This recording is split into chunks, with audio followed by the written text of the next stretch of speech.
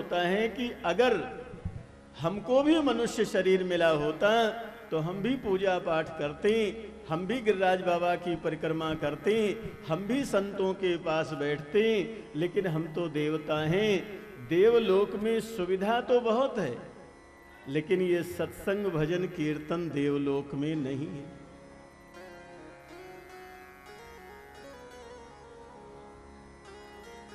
अब देखो, ये तो निश्चित है कि मनुष्य शरीर से देव शरीर ज्यादा श्रेष्ठ है। ये बात पुराणों में बार बार लिखी गई है कि जड़ की अपेक्षा चेतन श्रेष्ठ, चेतन की अपेक्षा मनुष्य श्रेष्ठ, और मनुष्य की अपेक्षा जो देव हैं वो श्रेष्ठ।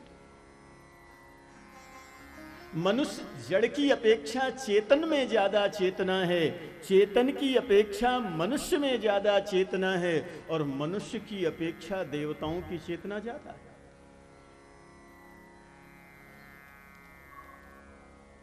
लेकिन हुआ क्या? हुआ ये कि एक राजा ने ऐसी घोषणा कर दी कि हमें लुटाना है। राजा प्रसन्न था और उसने जब घोषणा किया कि हमें बहुत कुछ लुटाना है तो बहुत से लोग पहुंचे कि न जाने राजा क्या लुटाएगा। राजा ने कहा चांदी का खजाना खोल दिया जाए और जिसको जितना चांदी उठा करके ले जाना हो ले जाए। चांदी का खजाना खोल दिया गया, जिससे जितनी चांदी उठी वो उतनी चांदी उठा उठा करके ले करके जा रहे हैं। बाद में जब चांदी का खजाना खाली हो गया तो बहुत से याचक अभी खड़े हैं, राजन हमको भी कुछ मिलना चाहिए।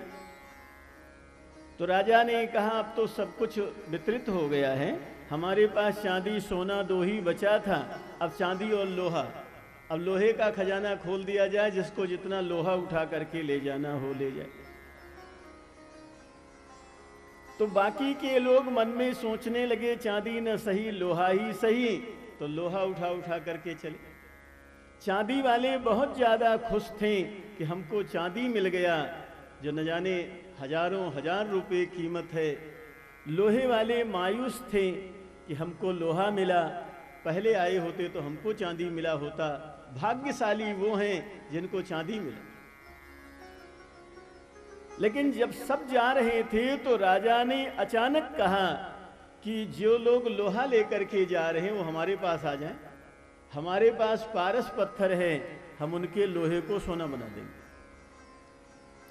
अब जो लोहा लेकर के जा रहे थे वो वापस आए और राजा ने सबसे पारस पत्थर स्पर्श कराया और सबका लोहा सोना हो गया। अब क्या हुआ? बोले अब चांदी वाले हाय हाय करने लगे कि अच्छा होता कि हम लोहा ही लेते तो ठीक, हम तो चांदी तक रह गए सीमित, लेकिन ये लोहा वालों को तो सोना प्राप्त हो गया।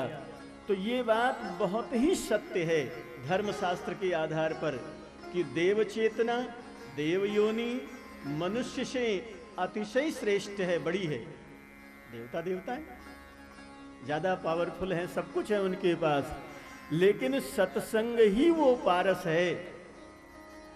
बहुत ध्यान से सुनना, सत्संग ही वो पारस पत्थर है, संतों का संग ही वो पारस पत्थर है, तीर्थ धाम ही वो पारस पत्थर है, रामायण गीता भागवत ही वो पारस पत्थर है कि जिस पारस पत्थर से लोहा वालों को सोना मिल गया।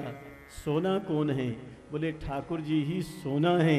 ये सत्संग, संतों का संग, ये बड़े बड़े महापुरुष, ये रामायण गीता भागवत, ये भगवान का नाम, ये तीर्थ धाम, यही वो पारस पत्थर हैं जिनसे हजारों लोगों को भगवान राधा कृष्ण मिल गए, भगवान सीताराम मिल गए, गिरिराज बाबा का दर्शन हो गया, वैष्णो देवी का दर्शन हो गया, बड़ा बड़ा कल्याण हो गया। और इस पारस के लाभ से जब भक्त लोग भगवान को प्राप्त कर लेते हैं तब देवता भी हाय हाय करने लगते हैं कि अच्छा होता कि हम भी लोहा ही लेते, मनुष्य शरीर ही लेते और खूब सत्संग करते, खूब कीर्तन करते, खूब तीर्थ धाम जाते, खूब संतों के पास बैठते, खूब कथा भागवत करते कराते, खूब सत्संग करते, ताकि हमको भी भगवान के चरणों में प्रीति हो। तो प्रश्न ये खड़ा होता है कि मनुष्य शरीर हम आपके पुरुषार्थ का फल है कि मनुष्य शरीर भगवान की कृपा का फल है? बाकी तो सब पुरुषार्थ से बने हैं। धर्मशास्त्र कहते हैं कोई भी देवता बना है तो बहुत यज्ञ किया है। कहते हैं 100 अश्वमेध यज्ञ करने वाला इंद्र के पद पर सुशोभित होता है। इंद्र हर कोई नहीं बन सकता है, उसके लिए बड़े पुरुषार्थ की आवश्यकता है। बाकी जितनी योनियां प्राप्त हैं, चाहे कोई पेड़ पौधा बना है, चाहे कोई जीव जंतु बने हैं, चाहे कोई देवता ही क्यों न बना है, लेकिन सबके पीछे पुरुषार्थ। लेकिन मनुष्य शरीर किसी पुरुषार्थ का फल नहीं। धर्मशास्त्रों में ये बात बार बार कही गई है कि मनुष्य शरीर भगवान की कृपा का फल है, मनुष्य शरीर किसी पुरुषार्थ का फल नहीं। ये बात बड़े ध्यान से गोस्वामी जी के शब्दों में सुनिए।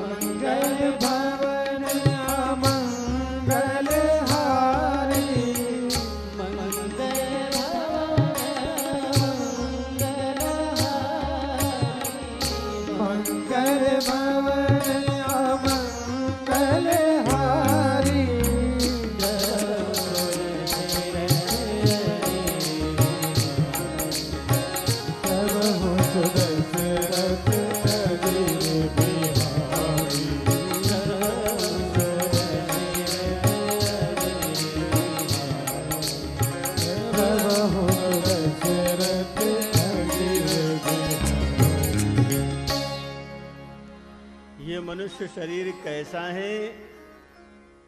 बोले ये मनुष्य शरीर किसी के पुरुषार्थ का फल नहीं है।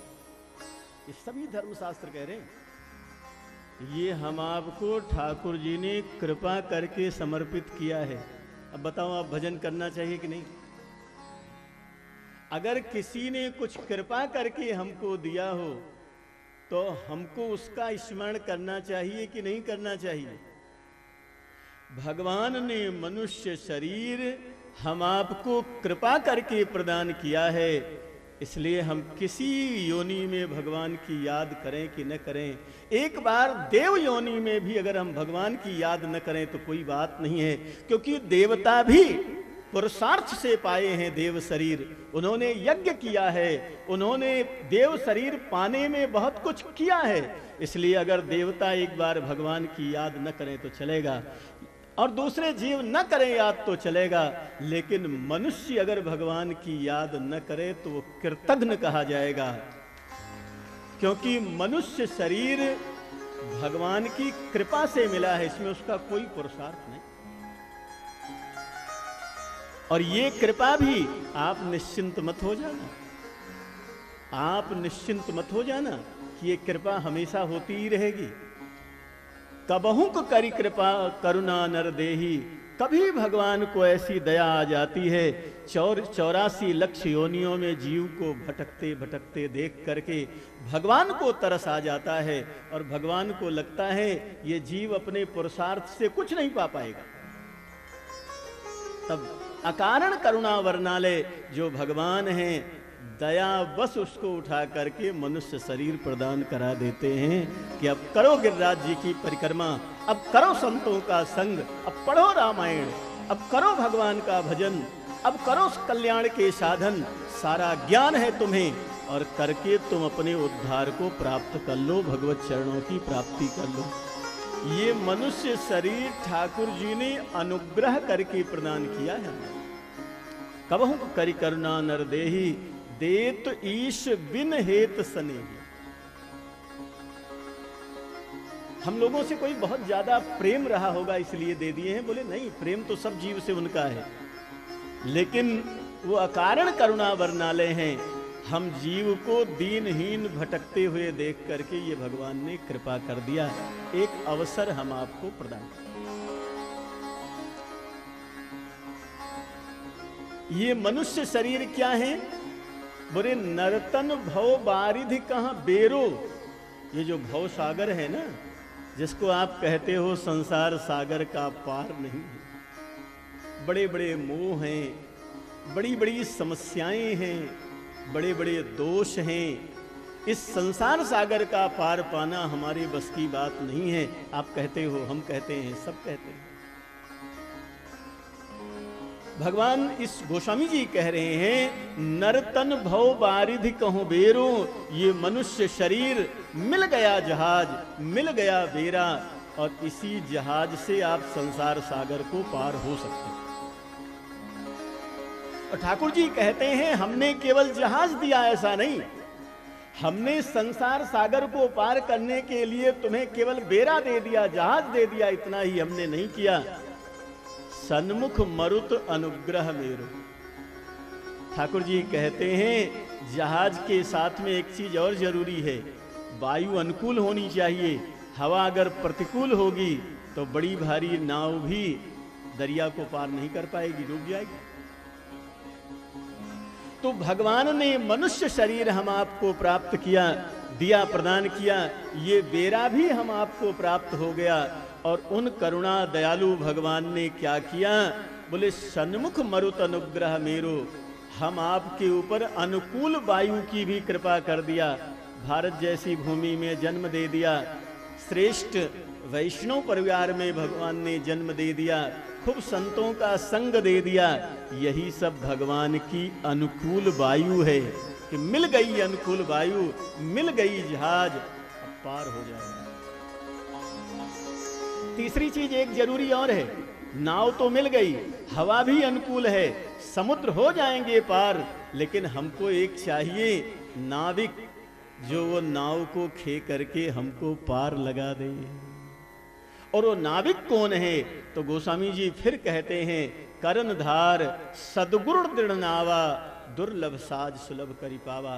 कर्णधार जो है, नाविक जो हैं, वो गुरु महाराज नाविक के रूप में आते हैं कि हम तुम्हारी नाव को अनुकूल वायु में चला करके सागर के उस पार जहां भगवान खड़े हैं वहां हम भगवान के चरणों में पहुंचा देंगे।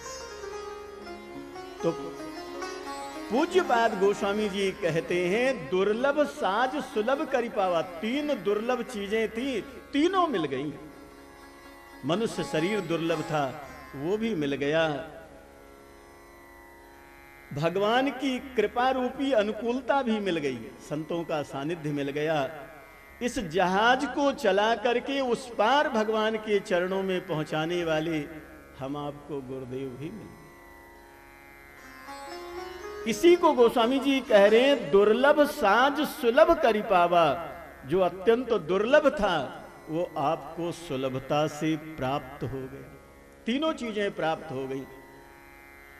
फिर पूज्यपाद गोस्वामी जी कहते हैं कि अगर इसमें भी नहीं उद्धार कर पाए, इतना होने के बाद भी मनुष्य शरीर मिला, सद्बुद्धि मिली, साधु संतों का संग मिल गया, फिर भी आप अगर अपना उद्धार नहीं कर पाए तो बाद में आपको दुख ही दुख मिलेगा।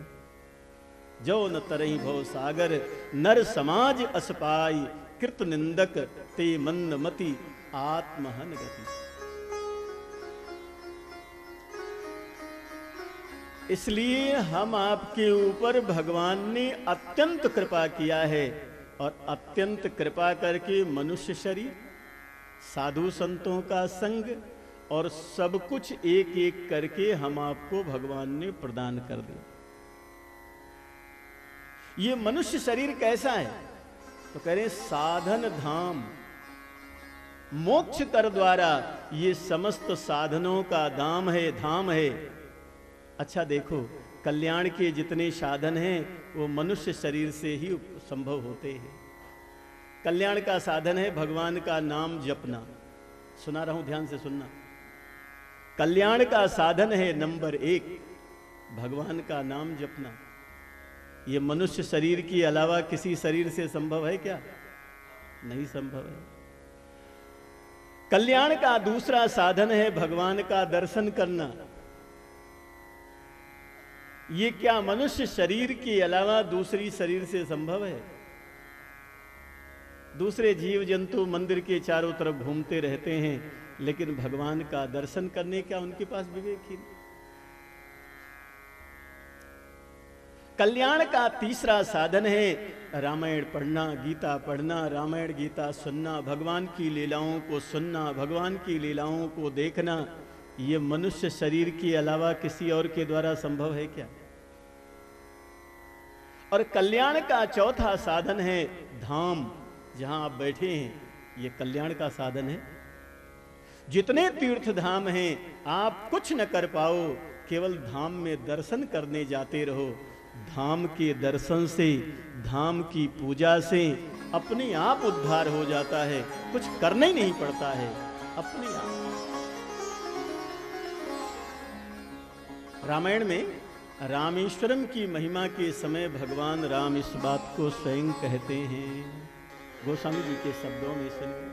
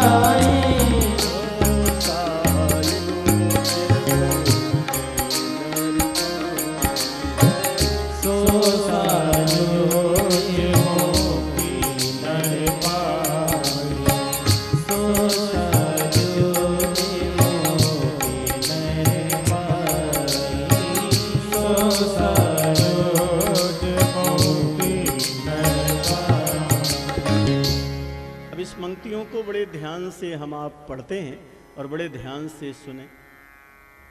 धाम की महिमा में ठाकुर जी क्या कह रहे हैं? भगवान कह रहे हैं जे रामेश्वर दर्शन करी हैं। ये बात सभी धामों में आप लगा लो। एक जगह गोस्वामी जी ने कह दिया, अब आप सब जगह लगा लो। भगवान कह रहे हैं रामेश्वर महादेव का जो दर्शन करेंगे, जे रामेश्वर दर्शन करिए, उस दर्शन के पुण्य फल से क्या होगा? ते तनु तज ममलोक सिधरिए, शरीर छूटने के बाद वो मेरे लोक की प्राप्ति कर लेंगे, केवल रामेश्वर महादेव दर्शन के पुण्य से, केवल उस दर्शन के फल से। और हम उसी भाव को सब जगह जोड़ लें, वृंदावन के लिए जोड़ें, गिरिराज जी के लिए जोड़ें। ठाकुर जी कह रहे हैं जो गिरिराज जी का दर्शन करेंगे वो उसी पुण्य फल से, बाकी उसने माला किया कि नहीं किया, कुछ किया कि नहीं किया, लेकिन उस तीर्थ का दर्शन भाव से तीर्थ में जाकर के पूजन किया, उसी पुण्य फल से शरीर छूटने के बाद वो भगवान के धाम की प्राप्ति कर ले। सुनिए सुनिए, परिक्रमा की महिमा सुनिए, वहीं से अर्थ लीजिए।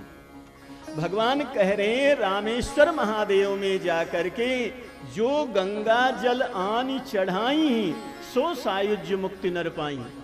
कह रहे हैं जो गंगा जल ले जाकर के रामेश्वर महादेव पर चढ़ाएंगे या चढ़वाएंगे, क्या होगा?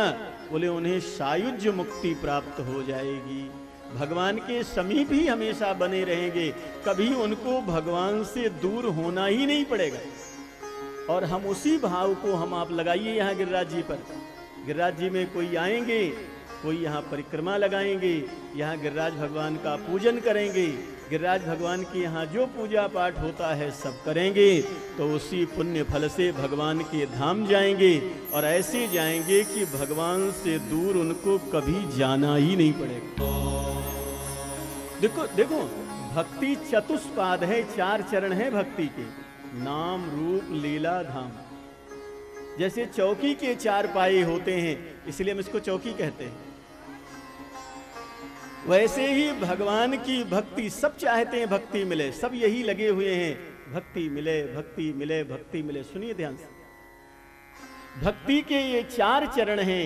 एक है नाम, भगवान का नाम जपना, एक है भगवान का रूप, मंदिर जाकर भगवान का दर्शन करना, पूजन करना, प्रणाम करना, एक है लीला, रामायण गीता पढ़ना और संतों महात्माओं से विद्वानों से सुनना, और एक है धाम, गिरिराज जी आना, कभी रामेश्वरम जाना, कभी बद्रीनाथ जाना, कभी महाराज श्री के साथ जहाँ जहाँ जाना हुआ जाना।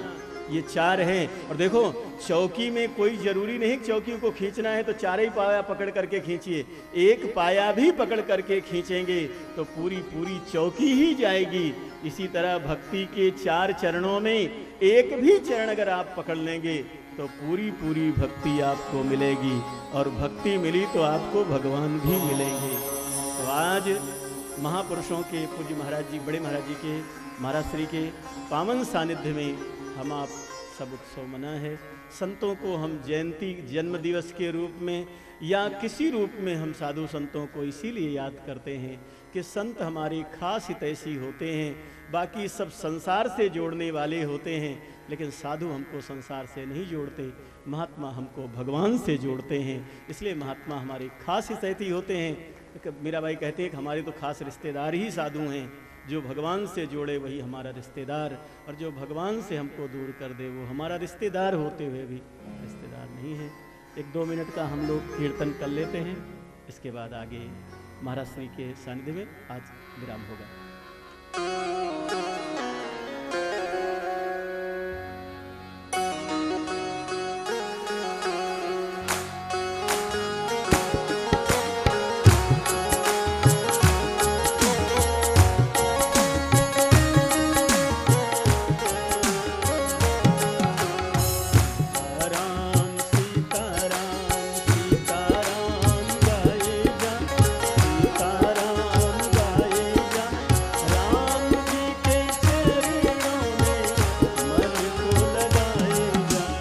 जय हो। राष्ट्र भजन है, सब लोग राम गाएगा, सीता राम गाएगा, राम जी के चरणों में मन को लगाएगा। ओ सीताराम सीताराम गाए जा, सीताराम गाए जा, राम जी के चरणों में मन को लगाए जा। सीताराम सीताराम सीताराम गाए जा, सीताराम गाए जा, राम जी के चरणों में मन को लगाए जा।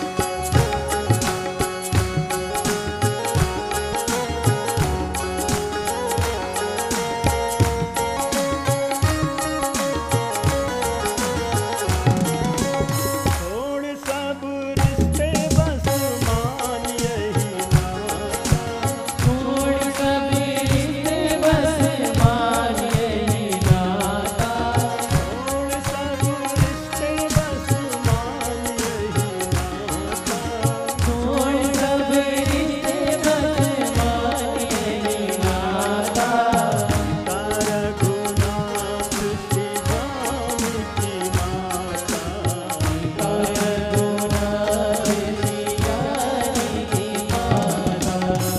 की भाव गंगा में डुबकी लगाए जा, डुबकी लगाए जा, राम जी के चरणों में मन को लगाए जा।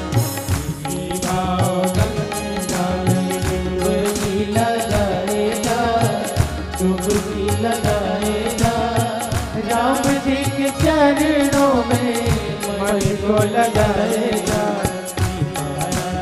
हरि बोल। सीताराम गाएगा, राम जी के चरणों में मन को लगाएगा। सीताराम गाएगा, सीताराम गाएगा, राम जी के चरणों में मन को लगाएगा।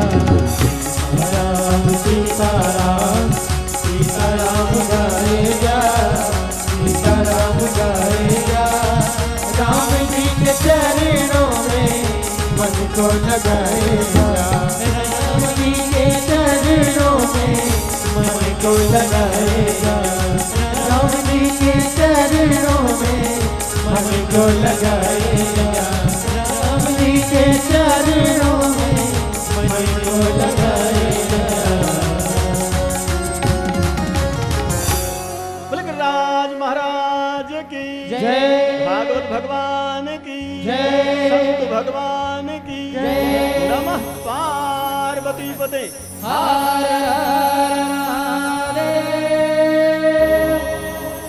बोलो गिरिराज महाराज की जय। बड़ा धूमधाम से तीर्थाटन आयोजन समिति के तत्वाधान में कथा का विराम हो रहा है। हमारे तीर्थाटन आयोजन समिति के संरक्षक और इस कथा के मुख्य यजमान शिव नारायण जी नागरी साहब 2 मिनट के लिए सभी भक्तवासियों को अपना संबोधन व्यक्त करेंगे। परम वंदनीय प्रातः स्मरणीय सद्गुरु भगवान के श्री चरणों में साष्टांग नमन। बड़े महाराज जी के श्री चरणों में साष्टांग नमन। घनश्याम दास जी महाराज के श्री चरणों में साष्टांग नमन। आचार्यगण जिन्होंने ये 151 पाठ को मूल रूप दिया है, उनके श्री चरणों में कोटि कोटि प्रणाम। एवं सभी गुरु भाई बहनें, उनके श्री चरणों में कोटि कोटि नमन।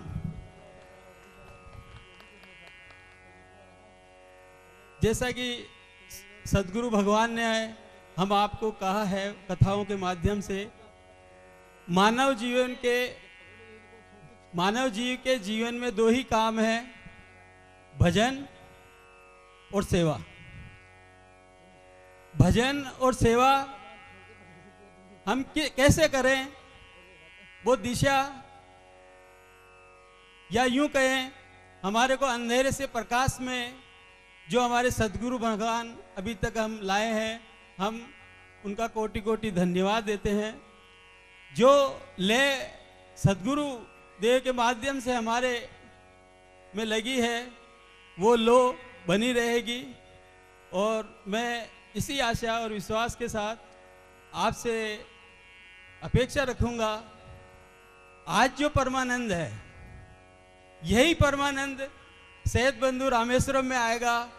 बोलो सदगुरु भगवान की, बोलो गिरिराज धरण की, बोलो सेहत बंधु रामेश्वरम की। मैं आपसे संकल्प चाहूंगा, जो भी गुरु भाई बहने सेहत बंधु रामेश्वरम में मिलेंगे, वो कृपया अपने हाथ खड़े करें। हाथ वही खड़े करें जिनको जाना है, जो संकल्प